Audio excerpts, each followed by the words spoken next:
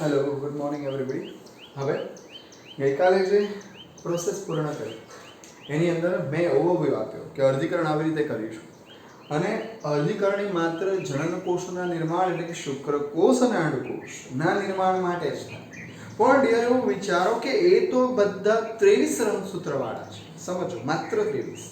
અને આપણે એના નવનિર્માણ માટે જે પિતૃકોષ યુઝ કરીએ છીએ ને, એ પિતૃકોષ તો 46 ક્રોમોઝોમ વાળો, ઇન શોર્ટ 23 જોડ વાળો છે. તો કહેવાનો તાત્પર્ય નામ પરથી ખબર પડે કે આપણી પાસે જે 46 ક્રોમોઝોમ છે એ અડધા થઈ જશે. કેવા? અડધા. તો 23 થાય, બરાબર છે. અને એ અડધા થવાની આખી ઘટના આમ લાંબી છે. એને અર્ધીકરણ 1 અને અર્ધીકરણ 2 માં ડિવાઈડ કરી છે. આમ જોવા જશો તો સમવિભાજનમાં રંગસૂત્રની સૂત્રિકાઓ વહેંચાય છે, જ્યારે અર્ધીકરણ દરમિયાન આખું ને આખું, સમજો, આખું ને આખું રંગસૂત્ર વહેંચાય છે. અને રંગસૂત્રની રચના 8મા લેસનમાં જો મોડે હશે તો ખબર પડી જશે. Like that.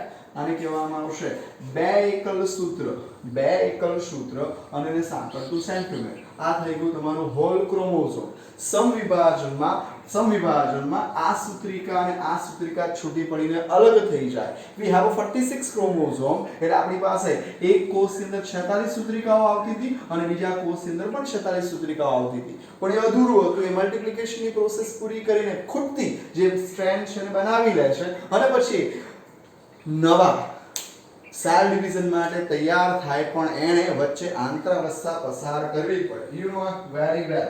અને એ જ પ્રોસેસને હવે આપણે સમવિભાજનને પૂર્ણ કર્યું. તો એ સિવાય આપણે હવે જોવા જઈ રહ્યા છીએ કે આપણા જન્મનો આધાર એટલે કે શુક્રકોષને અંડકોષના સર્જનનું શું, અને શુક્રકોષ અને અંડકોષના સર્જન માટે આ પિતૃકોષ લઈશું. અને હવે જે સ્ટાર્ટ થશે એની અંદર 1 લગાવવાનો, એટલે કે પૂર્વાવસ્થા 1, ભાજનાવસ્થા 1, ભાજનોત્તરાવસ્થા 1, અંત્યાવસ્થા 1, અને તમને કોષ રસ વિભાગ એટલે કે નવા 2 સેલ કે જેની અંદર 46 ની જગ્યાએ 23 રંગસૂત્રવાળા 2 કોષો તૈયાર થશે.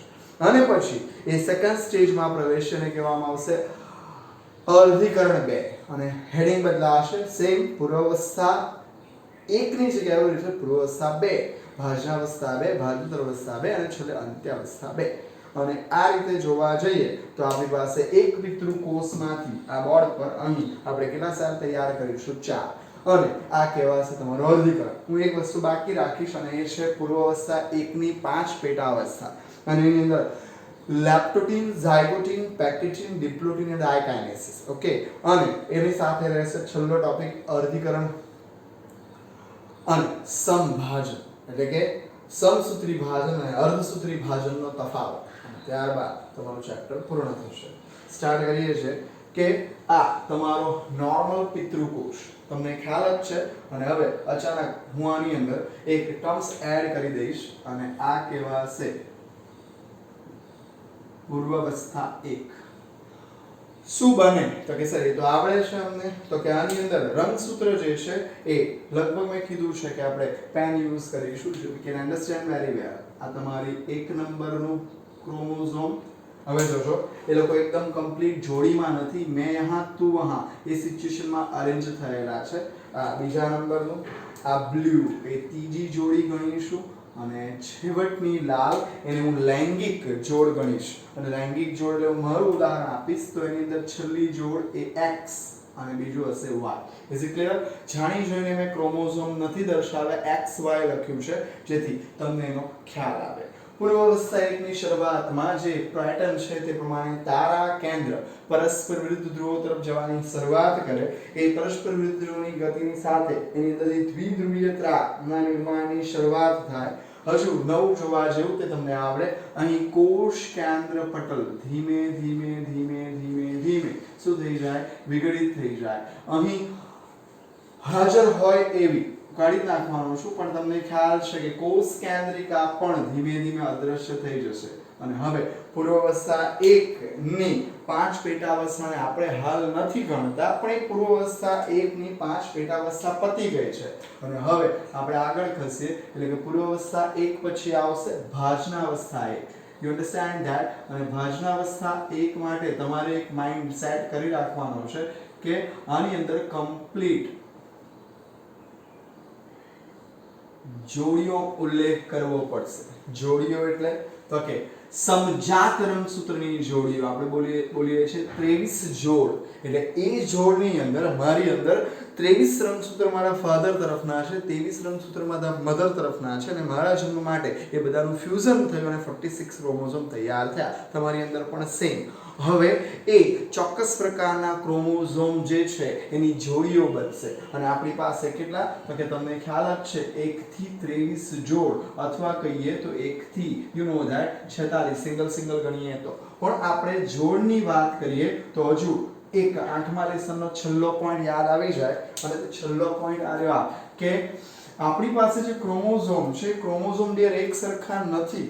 એની અંદર તમે જોશો તો મેટાસેન્ટ્રિક, સબમેટાસેન્ટ્રિક, એક્રોસેન્ટ્રિક અને ટીલોસેન્ટ્રિક જેવા શું કે લંબાઈ એટલે કે કદને આધારે એને સેપરેટ આઉટ કરેલા છે. એ વાત આપણે જવા દઈએ હાલ ને આની અંદરના ભાગે આપણે જોડીઓની ચર્ચા કરશું. જોડીઓને શીખવા માટે મેં કલર પેન રાખી છે જેથી આપણે એને સરળતાથી શીખી શકીએ. અને માની લો કે આ ગ્રીન કલર, તો તમારે જોડીમાં આ જ રીતે દર્શાવવું પડશે અને એ જોડી તૈયાર થઈ ગઈ. તમારી પાસે આ દૈહિક રંગસૂત્રની માની લો કે બીજી જોડ, એક જોડ આપણે કરી દીધી. આ દૈહિક રંગસૂત્રની ત્રીજી જોડ અને છેક છેલ્લી તમને લાઈટ થઈ જવી જોઈએ એ હશે x અને બીજું હશે y. Is it clear? અને એ બધામાં તમારે એક વસ્તુ દર્શાવવાની અને એ તમને પણ ખ્યાલ છે એ કેવા હશે, સેન્ટ્રોમિયર. પણ જે પ્રકારે આપણે સમવિભાજનમાં શીખતા હતા તો સમવિભાજનમાં આપણે આવી જ રીતે બધા જ રંગસૂત્રો દર્શાવતા હતા. એમાં એક બ્લુ અહીંયા હોય તો બીજું બ્લુ અહીંયા હોય, એક બ્લેક અહીંયા હોય તો અહીંયા. ત્યાં જોડીનું ઇમ્પોર્ટન્સ નથી, પણ જ્યારે અર્ધીકરણ થશે તે વખતે જોડીનું ખૂબ મહત્વ છે. અને હવે જે પ્રોસેસ ખ્યાલ છે તમને આના પછી ચાલુ થશે અને એ છે દ્વિધ્રુવીય ત્રાક. અને દ્વિધ્રુવીય ત્રાક એ કમ્પ્લીટલી ક્યાં આવીને અરેન્જ થઈ જશે, તો કે એ સેન્ટ્રોમિયર સાથે જોડાઈ જશે. પૂર્વાવસ્થા 1 અને વિષુવવૃત્તીય તલ પર ગોઠવવાની ઘટના આને કહેવામાં આવશે પૂર્વાવસ્થા 2, આવશે ભાજનાવસ્થા 1.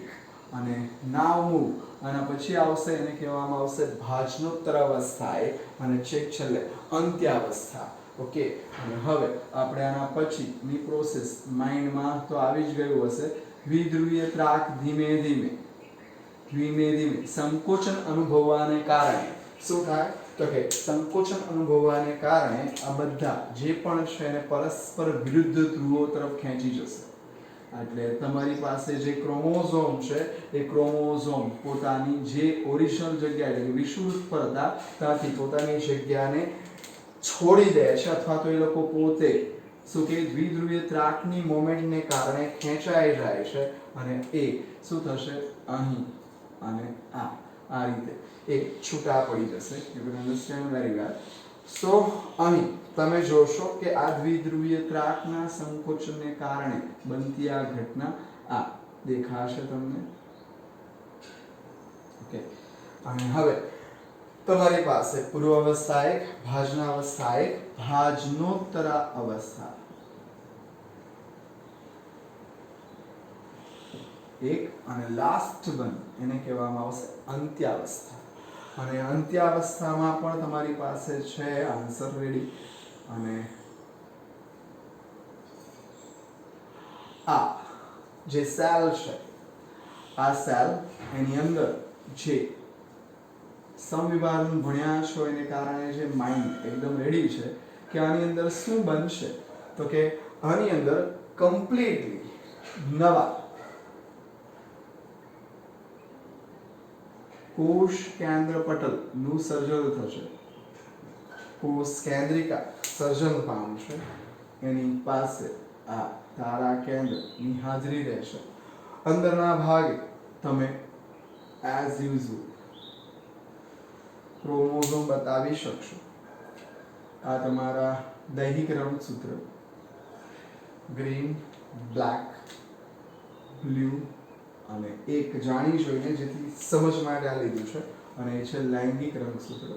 હવે થોડી સમજ આવશે કે જ્યારે બંને કોષો એટલે કે પૂર્વાવસ્થા 1, ભાજનાવસ્થા 1, ભાજનોત્તર અવસ્થા 1, અંત્યાવસ્થા 1 અથવા ભાજનાંતિમ અવસ્થા 1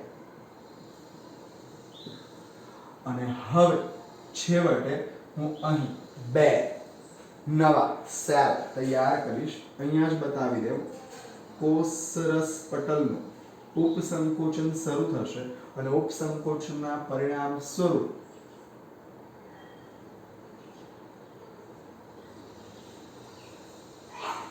થોડી વારમાં નવા બે કોષોનું સર્જન થશે. આ સર્જાયેલા બે કોષો એ પિતૃ કોષોમાં જેટલા ક્રોમોઝોમ હતા એ ક્રોમોઝોમ કરતા અડધા ક્રોમોઝોમ ધરાવે છે. Is it clear? આ બ્લેક વાક્ય યાદ કરી લેવું કે અર્ધીકરણની પ્રક્રિયા દરમિયાન રંગસૂત્રની સૂત્રિકાઓ નથી વહેંચાતી, આખું ને આખું રંગસૂત્ર વહેંચાય છે. જ્યારે સમવિભાજનની પ્રક્રિયા દ્વારા સમવિભાજનની પ્રક્રિયામાં રંગસૂત્રની સૂત્રિકાઓ વહેંચાય છે. ઓકે, સો પૂર્વાવસ્થાએ, ભાજનાવસ્થાએ, ભાજનાવસ્થાએ, અંત્યાવસ્થાએ કોષરસ વિભાજન અને તમારા બે સેલ રેડી. હવે આપણે આ બે કોષોને લઈ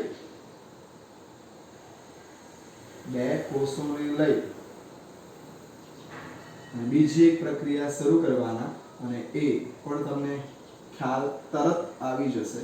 અને એ બીજી પ્રક્રિયા એના માટે હું અહીં લખીશ, એ છે અર્ધીકરણ 2. અર્ધીકરણ 2 એટલે પ્રોસેસ જો કન્ટિન્યુ છે. અર્ધીકરણ 2 એક પ્રકારના સમવિભાજનની જ પ્રક્રિયા છે.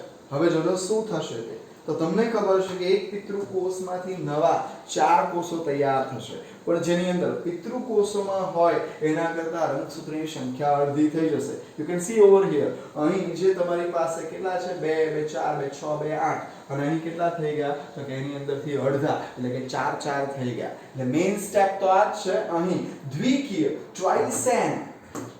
twice ક્રોમોસોમ વાળો cell it is converted into n, એટલે કે દ્વિકીય કોષ એ એકકીય કોષોમાં તૈયાર થઈ ગયો. હવે હું બંને સેલ ને આપણી સમજ માટે નીચે લઈ આવીશ અને ફરી પાછી પ્રોસેસ સ્ટાર્ટ થશે અને એ પ્રોસેસ કહેવાશે પણ થોડું નામ બદલાશે. હવે બીજો એક સવાલ કે જે તમે શીખ્યા કે અહીં સમવિભાજનમાં કોષો એ એમ ફેઝ બાદ આંતરાવસ્થામાં પ્રવેશે છે, તો અહીં સંશ્લેષણ અવસ્થાની કોઈ આવશ્યકતા નથી. અહીં સંશ્લેષણ અવસ્થા નહીં ચાલશે, સીધો સેલ એ વિભાજનની પ્રક્રિયા માટે રેડી થઈ જશે. ઓકે, અને આ એનું એઝ યુઝ્યુઅલ બેટો સેલ હું નીચે ઉતારું છું, બાકી કંઈ નથી. પછી તો તમે પણ કરી દેશો. બ્લેક સેલ અલગ થાય એટલા માટે લૈંગિક કોષ સ્વરૂપ મેં મારા ક્રોમોઝોમની વાત કરી છે કે ફિમેલમાં રંગસૂત્ર કમ્પ્લીટ સરખા, જ્યારે પુરુષોની અંદર છેલ્લી જોડ એ એક્સ અને વાય હશે. ઇફ ગર્લ તો એની અંદર આ પરિસ્થિતિ બદલાશે, અહીં એક્સ અને અહીં પણ એક્સ હશે.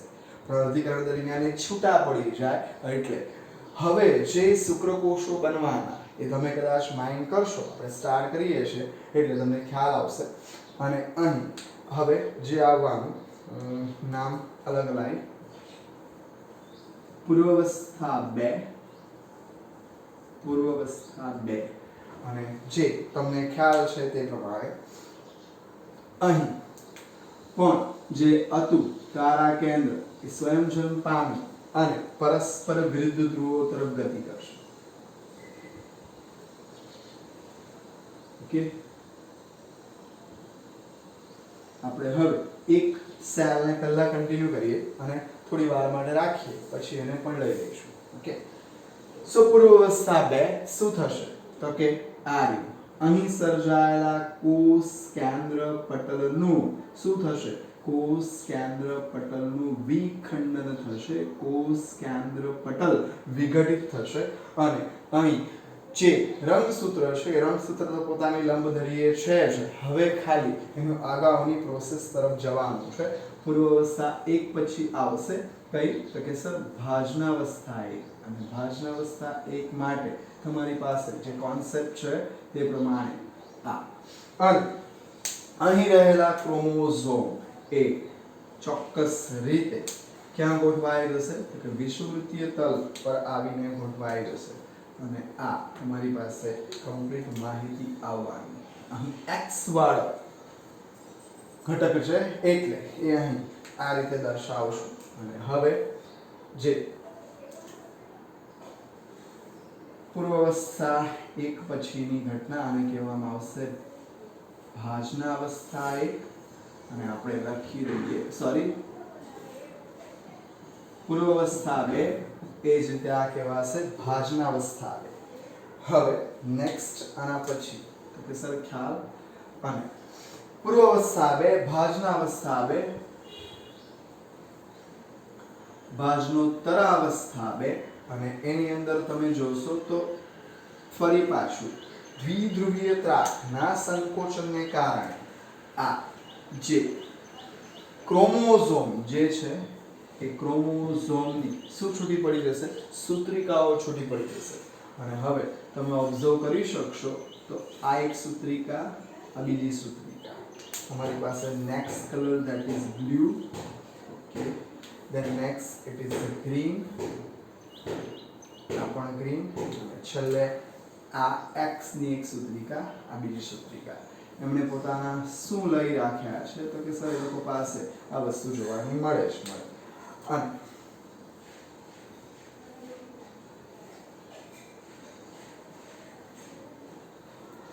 સો તમારી પાસે પૂર્વાવસ્થા બે ભાજનાવસ્થા બે ભાજનોત્તર અવસ્થા બે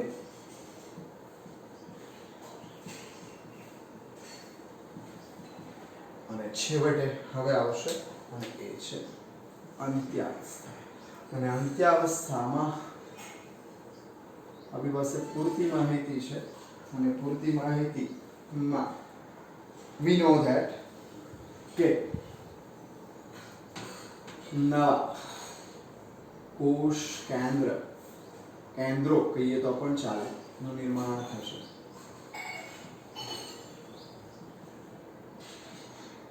અને ખુદનું તારા કેન્દ્ર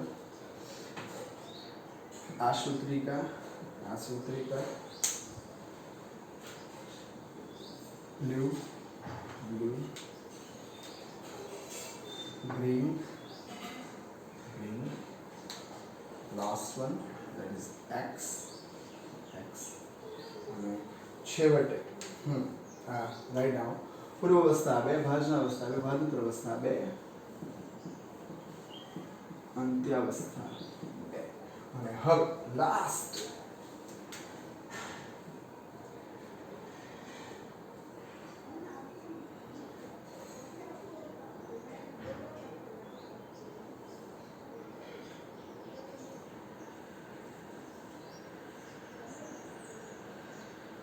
તો અહીં તમને ખ્યાલ આવવા લાગ્યો હશે કે હજુ પણ આ શુક્રકોષ એ નવી સંતતિ પેદા કરવા માટે રેડી નથી કારણ કે એની પાસે તો માત્ર એક જ સૂત્રિકા છે બીજી સૂત્રિકા હજુ બાકી છે તો આ છેવટે કોષરસ વિભાજન દ્વારા તૈયાર થયેલ બાળકોષો ઓકે સર તમે તો 4 કહેતા હતા યસ 4 જ છે અને એ બીજો સેલ બાકી છે એને પણ આપણે સેમ પ્રોસેસમાંથી પસાર કરીએ એટલે મેં જાણી જોઈને પહેલા એક બતાવ્યું અને એક નામ કોમન રહેશે કોષ કેન્દ્ર પટલનું વિભાજન થશે વિખંડન થશે તમારી પાસે જે ક્રોમોઝોમ છે એ ક્રોમોઝોમ પુનઃ વિષુવવૃત્તીય પ્રદેશ ઉપર આવીને અરેન્જ થશે એ અરેન્જ થશે નાવ મૂવ એટલે તમારી પાસે આ તો હવે આ x નહીં આ બતાવીશું y તારા કેન્દ્ર દ્વિધ્રુવીય ત્રાક નો ઓબ્જેક્શન ઓકે કેવા હશે ભાજનાવસ્થા બે નેક્સ્ટ વન આને કહેવામાં આવશે પૂર્વાવસ્થા 2, ભાજનાવસ્થા 2, ભાજનોત્તરાવસ્થા 2 અને એની અંદર જે દ્વિધ્રુવીય ત્રાકના સંકોચનને કારણે તમને અહીં સૂત્રિકાઓ એકબીજાથી દૂર જતી જોવાની મળશે. નેહ તુવહ. છેલ્લું આ કહેવામાં આવશે વાય ક્રોમોઝોમની સૂત્રિકા. એટલે હું આ રીતે ઇન્ડિકેટ કરું છું. વધારે એમાં કોઈ નુકસાન નથી જવાનું, પણ આ રીતનું ઇન્ડિકેશન કર્યું છે. ઓકે, અને હવે તમે આગળ વધી રહ્યા છો. સો પૂર્વાવસ્થા 2, એના માટે ભાજનાવસ્થા 2, ભાજનોત્તરાવસ્થા 2 અને લાસ્ટ વન અંત્યાવસ્થા 2. ખ્યાલ જ છે શું કરવાનું છે? તો કે કોષ કેન્દ્ર પટલ રીઅપિયર એટલે કે પુનઃ સર્જન પામે છે. એ લોકો માટે જોઈતા તારા કેન્દ્ર ત્યાં છે. અને અંદરના ભાગે આપણી પાસે સૂત્રિકાઓ પહોંચી ગઈ છે અને એ પણ પોતાના સેન્ટ્રોમિયર સાથે. અને છેલ્લે થોડી આ સમજવામાં કોઈ જ માથાકૂટ નહીં આવે. I hope so. અને અહીં તમારી પાસે જે નવા સેલ તૈયાર થાય છે એ નવા કોષો લુક એટ હિયર. તો આ કમ્પ્લીટ કોષ કેન્દ્ર પટલ બની ગયું. આ એની અંદર ના શું આવ્યા કે સર તારા કેન્દ્ર કોષ કેન્દ્ર પટલ બની ગયું. અધૂરા કોષો, સર કેમ આવો શબ્દ અધૂરા કોષો? તો કે એની સૂત્રિકાઓ હજુ બાકી છે અને એટલે જ પુરુષ કે સ્ત્રીની અંદર મેચ્યુરેશન એજ પર શુક્રકાયાંતરણ નામની ઘટના ઘટશે અને શુક્રકોષ જે છે એ મેચ્યોર બનશે અને અહીં તમારી પાસે બાળકોષો રેડી થયા. હવે જે એક્સપ્લેન કર્યું છે તે પ્રમાણે કે લાસ્ટ ટાઈમ પિતૃકોષ કે જે 46 ક્રોમોઝોમ વાળો હતો ને આપણી પાસે 8 રંગસૂત્ર વાળો હતો.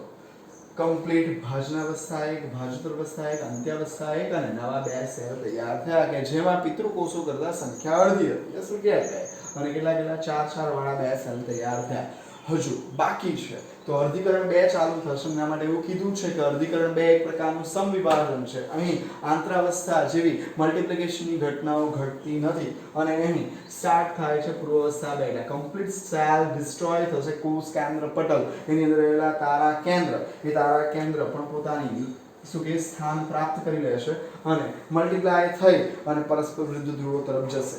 ઓકે, ત્યાર પછી આવશે ફરી પાછું તમારી પાસે પૂર્વાવસ્થા 2, પછી આવશે ભાજનાવસ્થા 2. એની અંદર વિષુવવૃત્તીય તલ પર ગોઠવાશે. સૂત્રિકાઓ છૂટી પડી છે કે એક પ્રકારનું સમવિભાજન છે. છૂટી પડી અને એ લોકો પુનઃ શું કે ચોક્કસ પ્રકારની સમવિભાજનના સ્ટેજીસ પ્રમાણે ગોઠવાતા જશે અને છેવટે હવે ધ્યાનથી આ મળી બાબતો આ 1, 2, 3 અને 4 આવા 4 કોષો તૈયાર થશે કે જેની અંદર રંગસૂત્રની સંખ્યા પિતૃકોષમાં છે એના કરતા અડધી હશે. અહીં 8 છે તો અહીં 1, 2, 3 અને 4, 1, 2, 3 અને 4.